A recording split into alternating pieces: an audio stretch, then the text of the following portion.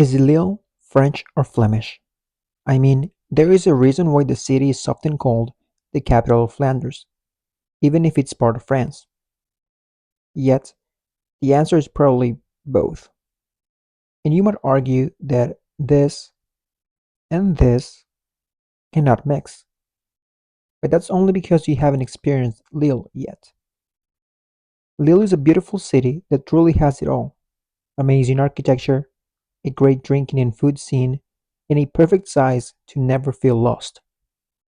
From personal experience, I can tell you that Lille is a city where you will create unique memories and will surprise you in the least expected ways. Let me share with you the best things you can do in Lille that will make you book a trip to the north of France. Before discovering the best places in Lille, you need to know how to get there. Luckily, I made a video on every way to arrive in Lille. Go check out that video after this one. And while you're at it, consider subscribing and leaving a like. Going back to what to do in Lille, there is one place you must start at: the Grand Place. The Grand Place, also known as Place du Général de Gaulle, is located right in the center of Lille. Here you can admire Lille's architecture with some must-sees like the Vieille Bourse and the Chamber of Commerce's Beffroi. This Beffroi should not be mistaken by the city hall's Beffroi, that is located in the middle of the Lille Centre district. These beffrois, or belfries in English, are absolutely marvelous and hint to the fascination the County of Flanders had for these architectural masterpieces. The County of Flanders is how the region used to be called when Lille was first established. That's why Lille is part of the French Flanders region. You might be wondering, what exactly is a belfry? Well, a belfry is a space in which bells are housed, usually as part of a bell tower, a church's steeple, or a town hall. Belfries have been very important throughout history. They used to work as watchtowers. From the belfry, a watchman would alert the town by ringing the bells at a sight of enemies or fires. Eventually, the belfries became a symbol of the communes in the former County of Flanders and its neighboring areas. During a time when the church and the feudal lords controlled the normal folk, the belfries became a building that sought out for those without power. The presence of a belfry agglomerated people around it, because it provided some level of security and marked the rise of towns in the Middle Ages. Thus, it is not a shock that there are several belfries in northern France and Belgium. Actually, belfries are so significant to the region that the United Nations designated the belfries of Belgium and France as UNESCO World Heritage Sites. A group of 56 belfries were recognized to be culturally significant to the region and included in the list. The list is composed of 23 belfries in France and 33 belfries in Belgium. Okay, now let's return to the Grand Place. This vibrant square is the heart of the city and is where most locals gather around. It is the perfect place to get to know Lille and its people. So plan some time to sit down by the column of the goddess or at one of the nearby cafes and just hang out. I know it sounds boring to just sit down and do nothing, but trust me, this is a must. Lille's biggest quality is its people. I know that French people don't get a good rap sometimes, mostly due to Parisians. However, Lille cannot be any more different than Paris. People here are actually nice for a change. Truly, the people from Lille are very friendly, and most French people will tell you the same. Lille is a mid-sized city that has had so many changes throughout history, but one thing has kept them on the map: the city's resilience. That resilience has given way to a collection of quiet, amusing people that every now and then like to get a little bit drunk. If you tell a French person you're going to Lille, they might tell you that people there are always drunk. But like almost every other stereotype, this is not quite true. Yes, there is a well-established drinking culture in Lille, which makes it a great city for partying. Yet, life does not revolve around partying or drinking, so don't be afraid of getting to know someone if you have the chance. French people outside of Paris tend to be reserved and less receptive of English, but a bonjour will go a long way. Right on the Grand Place, you can visit the Vieille Bourse. The Vieille Bourse is French for the Old Stock Exchange. It was constructed in 1653 when Lille was under Spanish rule and was the economical heart of Lille until the Chamber of Commerce building was opened in 1921. Today, the Vieille Bourse houses a book market with an incredible selection. But on Sundays in the summer, the bookshops give way to tango demonstrations. Yet, the best thing to do at the Vieille Bourse is to simply admire it. Often considered as Lille's most beautiful monument, this great architectural masterpiece by Julien Destrée is breathtaking. Walk in, standing right in the middle of the courtyard, and fill your camera roll with pictures. Staying around the Vieille Bourse, there are two venues where you can enjoy different spectacles that are only some meters away. First is the Lille Opéra, located in the Place du Théâtre. Here you can enjoy contemporary dance shows, opera concerts, and other type of concerts all year round. Whereas still on the Grand Place, you can visit the Théâtre du Nord. At the Théâtre du Nord, you can attend live theater performances, including musical performances and workshops. After checking out the Grand Place, probably more than one time, you can take a short walk and reach Vieux-Lille. And when I mean short, I literally mean no more than a 10-minute walk to reach the center of the district where it all started. Vieux-Lille, or Old Lille, is located in the north side of the city. This is where the first people to inhabit Lille once settled. Even though the city has expanded outwards and rapidly, Vieux-Lille has kept its capital of Flanders spirit. When walking through Vieux-Lille, you will hear French people speaking around you, and every street sign will be written in French. However, its architecture screams Flemish. You might believe that you have crossed into Belgium or the Netherlands due to the buildings and streets that surround you. Remember all that debate of Lille being not only French but also Flemish? This is the culprit of such a discussion. I could spend days walking through this picturesque district, discovering its charming cobbled streets, small boutiques, and breathtaking history. Yet, the district also has some unforgettable spots with lots of history behind them. For example, Charles de Gaulle's childhood home. I don't know if you knew, but Charles de Gaulle was born in Lille. The former president of France and the leader of Free France during World War II was born and raised on Rue Princesse in Vieux-Lille. Nowadays, his house is a museum that gives an insight to his early years and life in Lille at the end of the 19th century. Another spot to visit in Vieux-Lille is the Hospice Comtesse, or Hospice Notre-Dame, as it is next to Notre-Dame de Latreille Cathedral. The hospice was built in 1237 by Countess Jeanne of Flanders to house the sick and wounded, or the religious who visited the chapel. The hospice slowly became a hospital throughout the centuries, and it was fully operational until 1939. Since 1962, the hospice became an art and history museum that transports you back in time to Lille in the 17th or 18th century.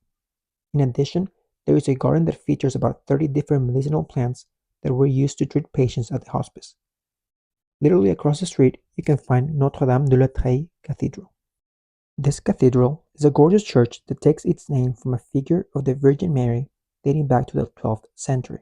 Although the figure of the Virgin Mary you can now visit in the church is a replica, since the original one was stolen in 1959 and remains missing to this day. The cathedral took 145 years to be built, with the first stone being laid in 1854 and officially completed until 1999. The final construction we see today has no resemblance to the original design, giving its visitors a source of great charm and curiosity. Right next to Vieux-Lille, you can find the Vauban-Escarmin district that is headlined by Lille's citadel. La Citadelle de Lille was built by order of Louis XIV in 1667 in order to defend the city after its annexation to the Kingdom of France. Sébastien Le Prestre, Marquis de Vauban, was in charge of constructing this masterpiece and coined it as the Queen of Citadels. A fortress for military purposes, it is still in use today as it has been conserved in pristine conditions since its construction. It houses the French Rapid Reaction Corps, making it very difficult to visit, but possible through the Lille Tourist Office. For a tour of the inside of the citadel, you should contact them. I have linked their website in the description box. Even if it's hard to enter the actual citadel, most Lillois still enjoy the park that surrounds it. The Citadel Park is Lille's most important green area, and a designated place to have a picnic, have a leisurely stroll, or relax by its canals. By being close to two major universities, Lille University and Lille Catholic University, it is a hotspot for students and young people to sit around and have a bite or a drink. This is only possible when it's not raining or too cold, which it is not often. To be honest, Lille's weather is not the best, but at least it's not the UK. Regardless, most afternoons and evenings in the summer, the park is a bustling spot. If you prefer not to sit in the grass or benches like the locals do, there are some restaurants in the park. Even though there are several good restaurants at the Citadel Park, I personally prefer Oasis Lille Citadel because of its ambience. This restaurant and bar has a jungle theme and it tends to get very busy. If you intend to go there, check their opening hours ahead of time.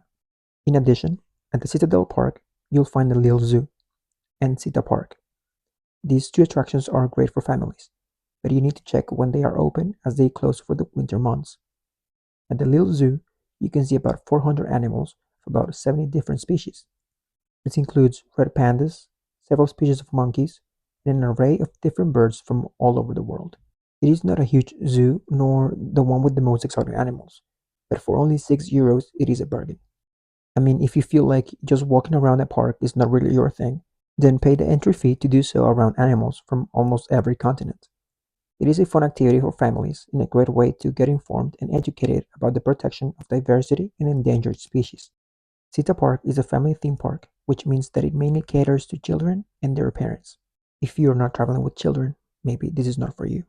Finally, the Vauban district has an area that will make you think you are somewhere in Amsterdam.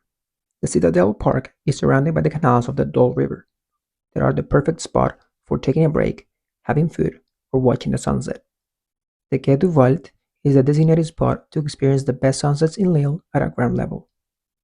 These canals are the last remnants of Lille's past as a port and a trading center for the Counts of Flanders. Now let's move over to Lille Centre, where we can find the city hall and its belfry. As I mentioned, many people confuse this belfry with the one at Lille's Chamber of Commerce. However, the one at the City Hall is the only one considered an UNESCO World Heritage Site. Plus, you can actually climb to the top of this one. It was inaugurated on October 16, 1932, and considered to be a work of art. To reach the top of this belfry, you will need to climb 415 steps. Alternatively, you can take the authentic elevator to reach the breathtaking views of Lille from 104 meters above the city. Tickets cost €6 if you book online and €7.50 if you book inside.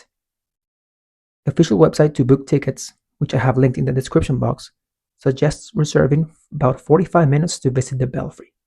Only a 10-minute walk away from the City Hall is the Palais des Beaux-Arts, or Museum of Fine Arts. The Palais des Beaux-Arts is not only a magnificent building, but also houses a fantastic art collection. Its collection includes French and European paintings and sculptures by Rubens, Van Dyck, Goya, and Raphael.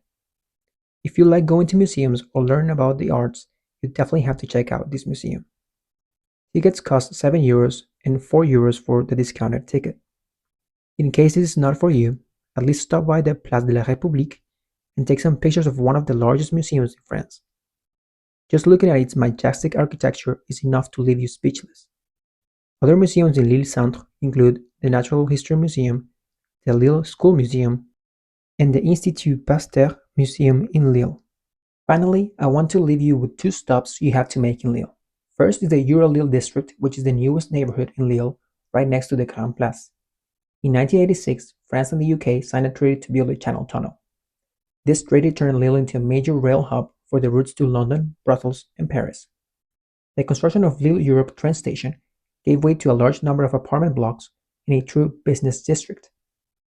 The Lillois like to stroll through the Parc Matisse, the Jardin des Géants, or visit an exhibition at the Tripostal. Also, Euro-Lille is known for its shopping as there are two large malls there. At Westfield Euro-Lille and Le Tanner Shopping Center, you can find everything from high-end fashion to local boutiques. The second one is the Marché des Voisins, one of Lille's most famous markets. Located in the Oisem district, it takes place every Sunday morning. Here, you can shop for fresh produce, local cheeses, meats, and even international foods. It's a bustling, colorful spot that really captures the spirit of Lille. Lille, a beautiful city that historically didn't know whether it was Flemish or French, and sometimes even Spanish. Nowadays, it is not only one of France's most important cities, but also of Europe. The diversity of Lille has always been one of its greatest qualities, and made it the perfect spot for becoming an European crossroads. Often misunderstood due to stereotypes and a really bad weather, but once you get through its exterior shell, you can discover a hidden gem. Its people are maybe its greatest quality, as no town with a Lillois can ever be dull or lackluster.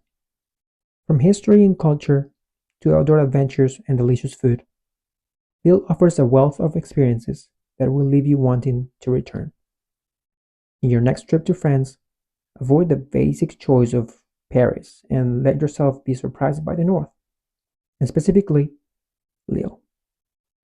Hopefully, this video has been a good guide for your next trip to Lille. Please let me know other spots in Lille that I missed in the comment section. Thanks for watching. Consider leaving a like and subscribing. It really helps the channel. God bless you and have a great day.